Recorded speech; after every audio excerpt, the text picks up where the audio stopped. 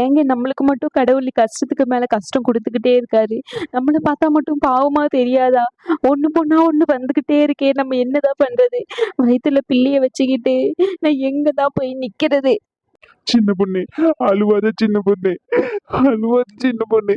இப்படி கையாலாவத நான் இங்க வந்து நிக்கனே. கவலைப்படாத சின்ன பொண்ணு. நான் மூட்டையை தூக்கியாச்சு, இல்லைன்னா கூலி வேலை செஞ்சாச்சு உன்னை காப்பாத்துவேனே தவிர உன்னை இந்த அளவுக்கு நான் விட மாட்டேன்.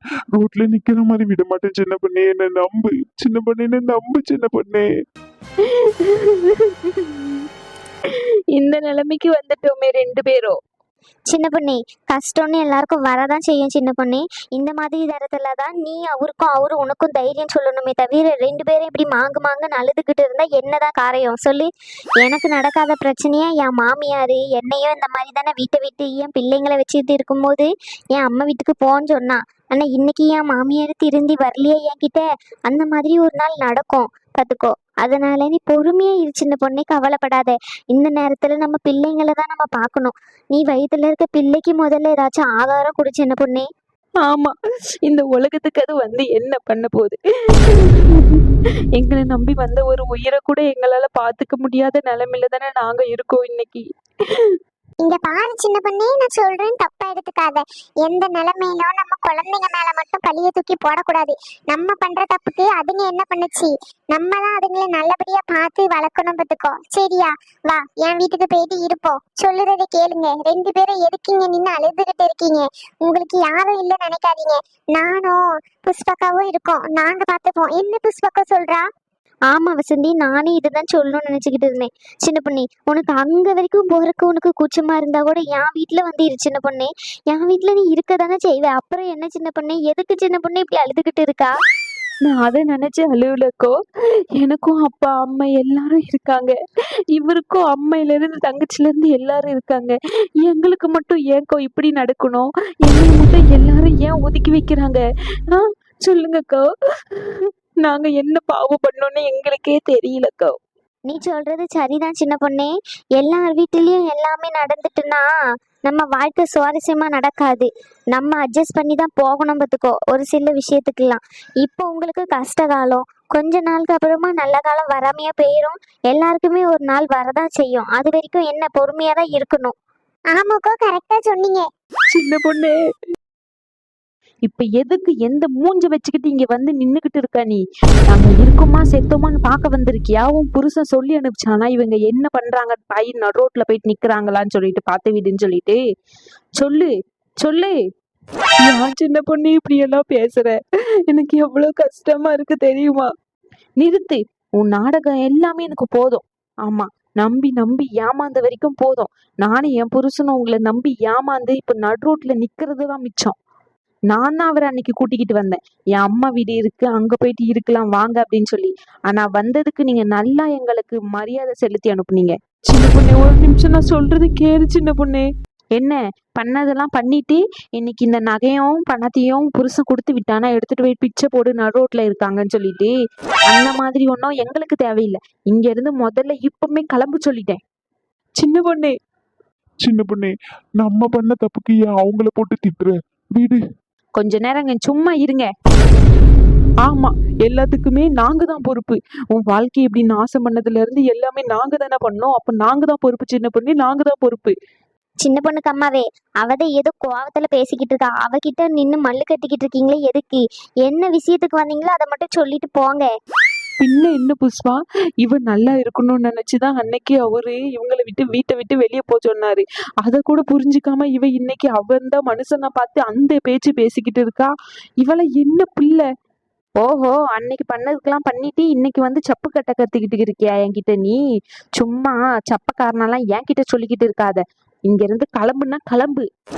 ஆமாட்டி, இன்னமும் பேசுவேன், இதுக்கு மேலேயும் பேசுவேன். என் பிள்ளை என் பிள்ளைன்னு தலையில தூக்கி வச்சு ஆடினா பத்தியா உங்க அப்பன்? அவனுக்கு இன்னும் தேவை, இதுக்கு மேலேயும் தேவை. அவன் தான் மனுஷங்கிட்ட சொல்றேன், எழு சூடு சொரணை இல்லாதவனே எங்க போகாத. போனியானா அவ அசியமா கேப்பா, இந்த நகையை தூக்கி என் மூஞ்சில தான் அடிப்பான்ட்டு. நீ எடுத்துட்டு போய் குடு அப்படின்னு என்கிட்ட கொடுத்து விட்டால அந்த மனுஷனுக்கு இதுவும் தேவை, இதுக்கு மேலேயும் தேவை. என்னக்கோ சொல்றீங்க? அன்னைக்கு சின்ன பொண்ணு சொன்னா இந்த மாதிரி நீங்க தான் எல்லாரும் சேர்ந்து விரட்டி விட்டீங்கன்னு சொல்லி, இப்போ வந்து இந்த மாதிரி சொல்லிக்கிட்டு இருக்கீங்க. அப்ப எதுதான் உண்மை? வசந்தி, இவங்க வரும்போது தம்பி ஃபோன் பண்ணி முன்னாடியே சொல்லிட்டான் அவருகிட்ட. அவரு வாசல்லையே தான் நின்னுகிட்டு இருந்தாரு. அதுக்குள்ள உங்க பொண்டாட்டி பெனாயில ஊத்தி கழுவுறா, வீட்டு வெளில கழுவுறா, கண்ட நாய்ங்கெல்லாம் வருதுன்னு சொல்றா.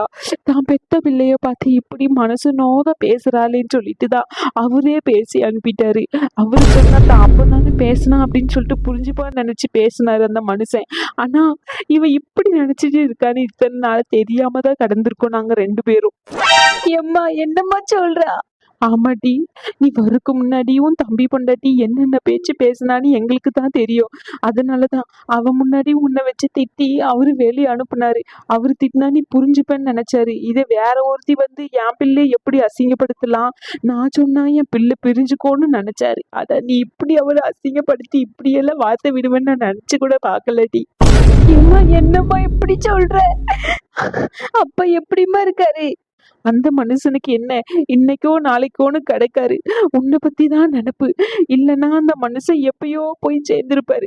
என் பிள்ளை, என் ஒத்த பிள்ளை நிலைமை இப்படி இருக்கே, என்னால போய் பார்க்க கூட முடியலையேன்னு சொல்லி அழுதுகிட்டே கிடக்காரு. ஆனா உன் தம்பி பொண்டாட்டி அவரை போட்டு திட்டாத நாள் கிடையாது. நாங்க என்னடி பண்றது கடைசி காலத்துல அவன் கையை நம்பி இருக்கும்போது? சொல்லுடி சொல்லு. ஆமா சின்ன பொண்ணு, அத்தை சொல்றதுலயும் தப்பு இல்ல. அவங்கள நம்பிதான் இருக்கிறப்போ நம்மளுக்கு மட்டும் சப்போர்ட் பண்ணி எப்படி அந்த நேரத்துல பேச முடியும்? நம்ம தான் புரிஞ்சு நடந்துகிட்டு இருந்திருக்கணும், அங்க போயிருக்க கூடாது. எம்மா என்ன மன்னிச்சிருமா, அப்பயும் பார்க்கணும் போல இருக்குமா. நான் உன் தம்பி பொண்டாட்டி இல்லாத போது சொல்றேன்டி, அப்போதைக்கு வந்து பாரு. இப்போ வேண்டாம். இந்த பணத்தையும் இந்த நகையும் வச்சுக்கோ. இல்லத்த, இருக்கட்டும். நீங்க சொன்ன வரைக்குமே எங்களுக்கு சந்தோஷம்தான். நீங்களே வச்சுக்கிட்டு போங்கத்த, இது எங்களுக்கு தேவையில்லை. இங்க பாருப்பா தம்பி, இது ஒன்றும் நாங்க உங்களுக்கு கொடுக்கறதில்ல. உங்க தங்கச்சி அன்னைக்கு அந்த போலி நகையை எடுத்துக்கிட்டு போலீஸ் ஸ்டேஷனுக்கு எடுத்துட்டு போன பத்தியா, அன்னைக்கு அந்த போலீஸ் ஸ்டேஷன்ல கொடுத்ததுதான் இது. சரியா? அன்னைக்கு இதுல ஒரு செட்டு கம்மல் இல்லைன்னு சொல்லி கொடுத்தோம்ல, அந்த பணம் தான் இது. சரியா? இது நல்ல நேரத்துக்கு உங்களுக்கு இப்போதைக்கு உதவுது. ஏதோ நானும் கேள்விப்பட்டேன், நல்லா இல்லாத வீட்டை உங்க தலையில எழுதி வச்சுட்டாலாமே அந்த செல்லத்தாயி, அவன் நல்லாவே இருக்க மாட்டா. இந்தா, இதை பிடிச்சி இதை வச்சு அந்த வீட்டை கொஞ்சம் சரி பண்ணிக்கோங்க. சரி பண்ணிட்டு அந்த வீட்டுல இருக்கிற வழியை பாருங்க. காசு பணம் இல்லாத நேரத்துல எங்க இருந்து போய் வீட்டு வேலை செஞ்சு நீங்க அவளை காப்பாத்துவீங்க சொல்லுங்க. இந்த நேரத்துலதான் அவ கூடயே இருக்கணும். நீங்க சொல்லுறதை கேளுங்க மாப்பிள்ள. இப்போதைக்கு அவ டெலிவரி வரைக்கும் இந்த பணத்தை வச்சு ஓட்டிக்கோங்க. சரிங்களா? இதுல 1 லட்சம் எக்ஸ்ட்ரா தான் எடுத்துட்டு வந்திருக்கேன் நானு. உங்களால எப்போ முடியுமோ அப்போ கொடுங்க. கடனா கூட வச்சுக்கோங்க மாப்பிள்ள, வேண்டான்னு மட்டும் சொல்லாதீங்க. இந்த நகையை வச்சு அந்த வீட்டை ரெடி பண்ணிக்கோங்க. சொல்லுறது கேளுங்க மாப்பிள்ள. அத்தை, அது சின்ன பொண்ணே, நீ என்ன சொல்ற சின்ன பொண்ணே? எங்க அம்மா சொல்றதா எனக்கு சரின்னு படுதுங்க.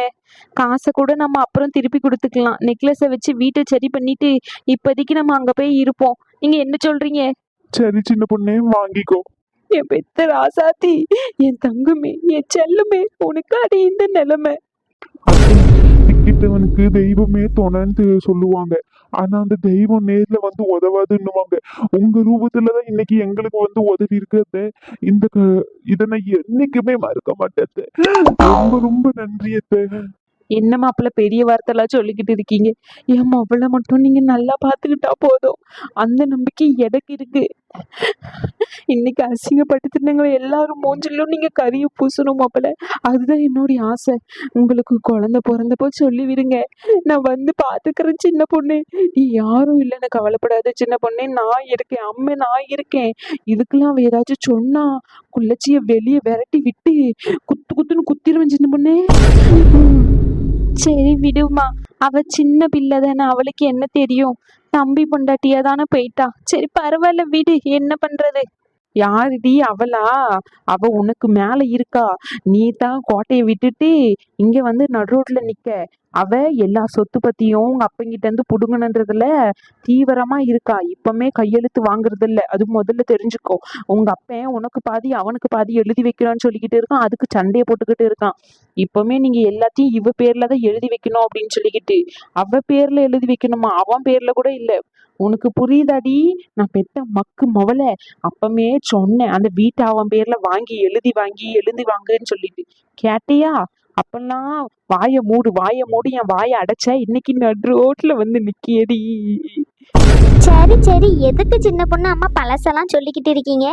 அதுதான் நீங்க பணத்தையும் நகையும் எடுத்துட்டு வந்து கொடுத்துருக்கீங்கல்ல, அதை வச்சு இனிமே அவங்க முன்னேறிடுவாங்க சொந்தமா தொழில் செஞ்சு. இனிமே அவங்களுக்கு நல்ல காலம்தான். அப்புறம் என்ன சின்ன பொண்ணே, வா, இனி போயிட்டு கொஞ்சம் சாப்பிட்டுட்டு வேலையெல்லாம் ஆரம்பிப்போம். வா. இங்க பாருங்கம்மா, நான் பக்கத்துல இல்ல, அவளை ஓடி வந்து பாக்குறதுக்கு கொஞ்சம் அவளுக்கு ஒத்தாசையா இருந்துக்கோங்கம்மா. இங்க பாருங்க சின்ன பொண்ணுக்கு அம்மாவே, நீங்க சொல்லிதான் எங்களுக்கு தெரியணுமா? நாங்க அதெல்லாம் பார்த்துப்போம் சின்ன பொண்ணுவே. சரியா, நீங்க பயப்படாம போயிட்டு வாங்க. நாங்க சின்ன பொண்ணுக்கு பேரு காலத்துல இருந்து எல்லாத்தையும் அவளுக்கு நாங்க பார்த்து எல்லாத்தையும் பண்ணுவோம். நீங்க கவலைப்படாதீங்க, சரிங்களா? ரொம்ப நன்றிம்மா. சரிங்க மாப்பிள்ள, போயிட்டு வரேன். சரி சின்ன பொண்ணே, பார்த்து இருந்துக்கோ. பிள்ளைய வயித்துல இருக்க பிள்ளைய பட்டினி போட்டுறாத. சாப்பிடு, வேலை வேலைக்கு போயிட்டு வாரேன். சரியாம்மா? சரிம்மா, அப்பயே பார்த்துக்கோமா நீயும். சரிம்மா, போயிட்டு வரேன்.